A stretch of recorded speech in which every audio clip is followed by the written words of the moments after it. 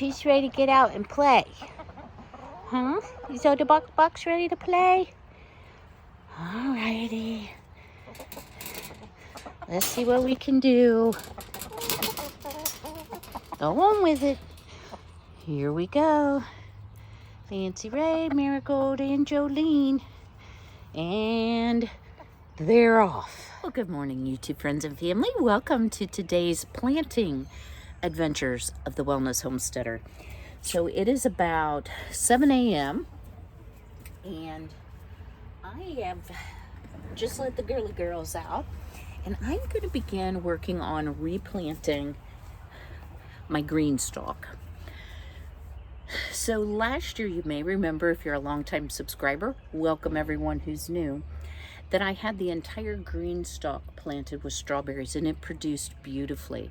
However, all of the strawberries died in the winter. The ones that I planted in the ground out front, I can't have strawberries back here because of the chickens, did beautifully, and in fact are blooming. So I have purchased 20 more ever-bearing strawberries, and they are very happily living their best life out front. So I thought, what am I going to do with the GreenStalk? And I have a huge love of flowers. I do grow quite a bit in the garden just from seed. I need to get that done as well. I'm only laughing at the girls, y'all. They're so happy to be out. So in the back here, you'll see I have a big planter planted. I have another one you can't quite see that's behind the GreenStalk. So what I'm going to do this morning is uproot all of the strawberries, saving as much dirt as I can, and then I'm going to plant some New Guinea impatiens in part of it.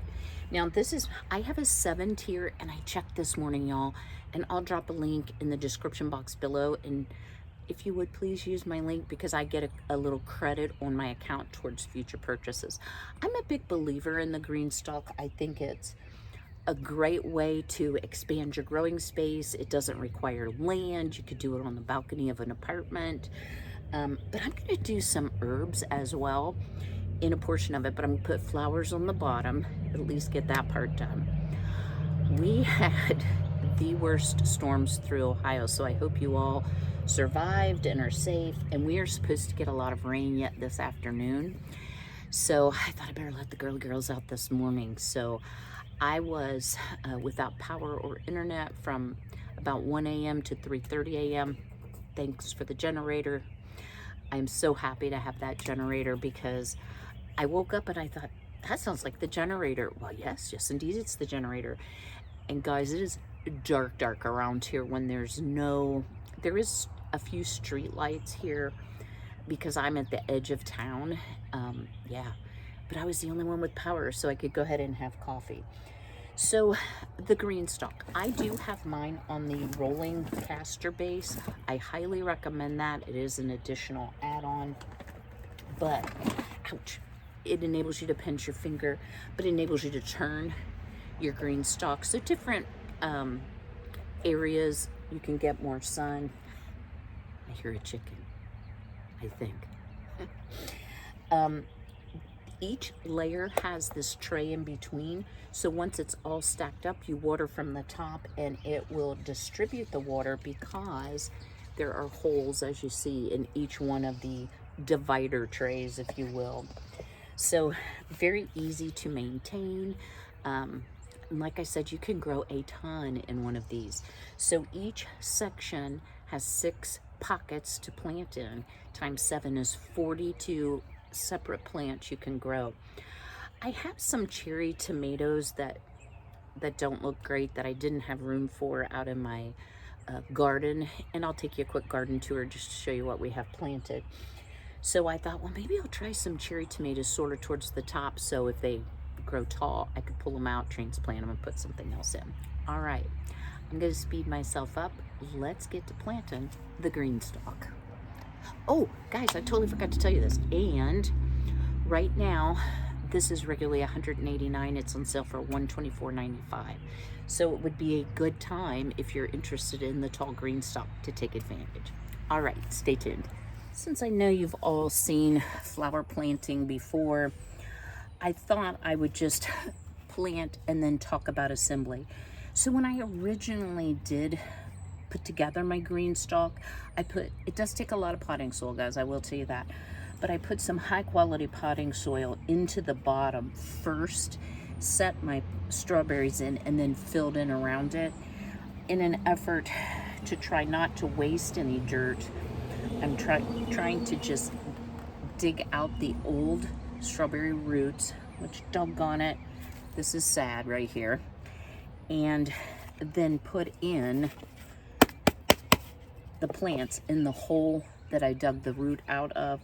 And with the soil that is around it already, the potted plants that I purchased, it really doesn't look like it's going to need any more soil. I have some if I do. The other thing I recommend is try not to get a whole bunch of dirt buildup into your little trays so that you don't end up with a clog and the water doesn't get all the way through. Now you may wonder, well, okay, so you got one layer done, how do you do the next layer? So you see these little indents right here. There is, and guys, these are really heavy because it rained last night. There are little clips.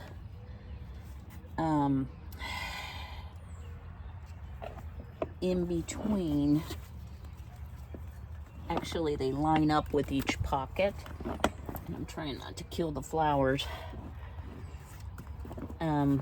Yeah, so you just have to pivot and twist, etc., until you snap it in, and it's really not hard. I'm making it look hard. Operator, see if I can get this going here.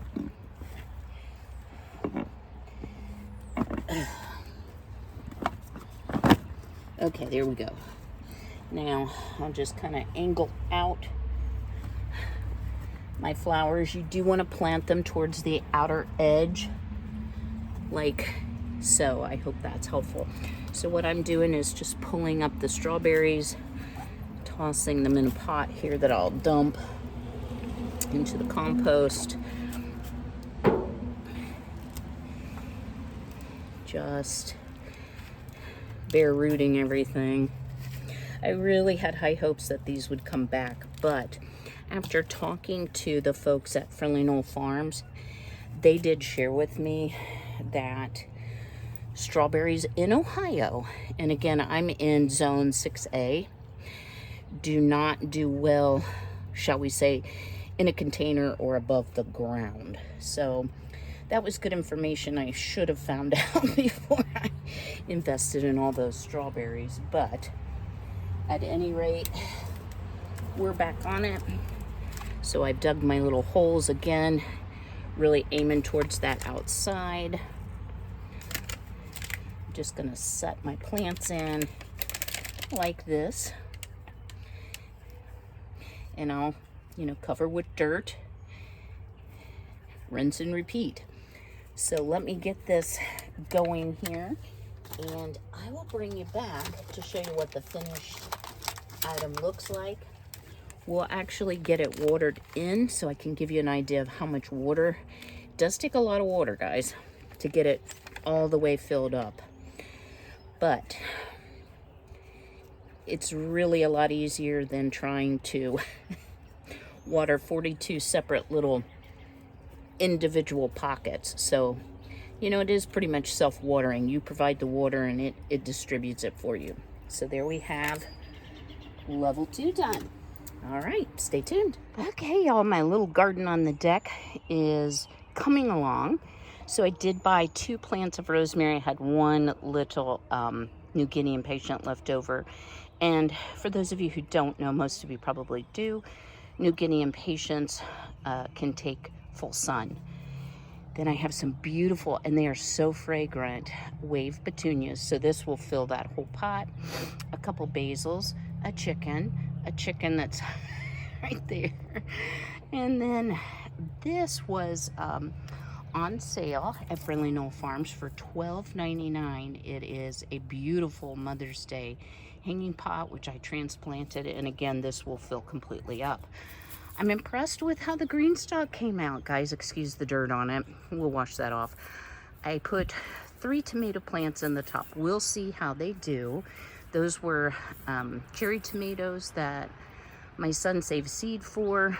They are called Orange Spice. This one is an orange little cherry tomato. And the other, I believe, is Sugar Bomb cherry tomato red. So the water goes in the top here, and you want to get it snapped in so that your water container doesn't tip over. Yeah, you're rearranging the gravel. Get those weeds while you're at it, Miss Marigold. Then over here is my veggie pod, and it's looking a little anemic, not sure why. So we have some spinach. This is a volunteer chamomile I just left. Lots of radish, and then of course I've shared my chives are going to seed because I want to get a pretty good establishment of those and have a herb bed out in my garden. And then we have some itty bitty carrots starting. So yeah, lots of things growing here on the deck. I did repurchase a raspberry bush. I'm trying to decide where exactly I'm going to place that. And then back here, still don't have anything, of course, on my trellis because I don't have tall enough plants. But what I did here was I planted my loofah, and I have some additional seed. I'm going to go ahead and put the seed in the ground, just try direct sowing, because I don't think 4 is very many. Down here is a Halloween pumpkin variety. Over here is a pie pumpkin variety. And you can hardly see that chicken wire. I have fallen over it so many times. So here we have some more carrots. We have turnips coming up. We have our broccoli and our cabbage. And yes, it did come out of its funk from being frozen. Look at my pepper bed, guys. Jalapenos as well as sweet peppers. And I grew all the jalapenos myself. I did buy one bell pepper plant. You see the little tag here, just in case, because I kind of lost track of which is which, and it's impossible to tell at this stage. Over here is an onion bed here in the middle. In the back is cucumber, and then you can kind of see a metal trellis that it'll climb. So I have all of that bed. Those 2 beds, which haven't been weeded, those are all herbs. Lemon balm and mint, and that needs cleaned out as well. And as you see, mint is terribly invasive, so I have mint everywhere. So if I have to dig out half of this bed, I've got plenty to transplant from for sure. I have a ton, guys. I ended up with 1, 2, 3, 4, 5, 6, 7, 8, 9, 10, 11, 12, 13, 14, 15, 16, 17, 18 tomatoes that I started from seed. And guys, I'm super proud of this. Cost me virtually nothing to do this. And these little cages, in case you're wondering, are from Amazon. I can link those below. My garlic is here, and I'm going to put green beans in this bed. These 2 beds will likely be some type of squash. Fancy Ray. She want to say hi to peoples? She's like, just don't picky me up. Oops, you got poo on your butt. That's not a good look. Oh no, that's a piece of bedding. And there's Jolene. And Marigold. They do a pretty good job weeding, I have to say. As long as they stay out of my garden, I don't care if they scratch up these type flower beds. Hello, pretty kitty. Is you wondering what's going on out here? Yeah, you're a good boy. You wanted to be in the video too, huh? Aww. Later, puppy. Later. Alright, guys, so here's what it looks like as I'm filling it up. And it will run through each of these, and I will know that it's fully through when water starts coming out of the tube down here. So, and I'm going to give it just a quick spray off to get all my muddy handprints off. But that's all you do to fill it. And it's pretty wet, the dirt, because it rained so hard last night. But just in case, we'll go ahead and give it a good fill up until, yep, there we go, it runs out the tube. Well, I know today's video was a little bit of this and a little bit of that. But I did want to share with you where I'm starting on my garden, and I also wanted to give you some encouragement. You know, on a recent video, I mentioned that I had a hobby homestead because I'm just being honest, I'm getting some criticism, which I hope you all haven't seen because I try to delete those comments, that I'm not a homesteader and why would I even call myself one, etc. And this is what I want to tell you guys. Homesteading to me is all about self-sufficiency and doing what you can with the resources that you have. And I fit that definition. Did I grow up, farming with animals? Absolutely not. This is all self-taught. Am I an expert? No, definitely not. Sometimes I plant strawberries in places you're not supposed to plant them. But what I can say is that I do produce enough food that it helps feed me. I have chickens that I not only love and adore, they feed me, as well as I can sell the eggs to recoup some of the money for my feed. I'm the drop coordinator for Azure Standard, which pays for my feed. I get a credit each month, depending on the size of the drop. I make my own soap. I make a lot of my own cleaning chemicals. All the things, right? So to me, guys, don't let anybody define who or what you are. Just be yourself. Love your life, live your life, and do what you can. Perhaps, a GreenStalk is a good option for you. Maybe it's out of your price range. I know they're kind of pricey, but y'all, they're going to last for a very, very long time. And even though I only planted tomatoes and I didn't plant herbs, because apparently I can't count 42, and I have mostly flowers, well, you can't see it. I really feel like that's going to bring me a lot of joy as well. I really enjoy gardening, whether it's flowers, perennials, annuals, anything. So I have a few more here to plant. I'm going to get busy on that. And I will see you all a bit later this week. If you do me a huge favor and you enjoyed this video, go ahead and smash that like button. Drop me a comment below. What do you think of flowers and tomatoes in the GreenStalk? Is that something you might be interested in trying? All right, y'all. Until I see you again, be healthy, be well, be blessed. Take care.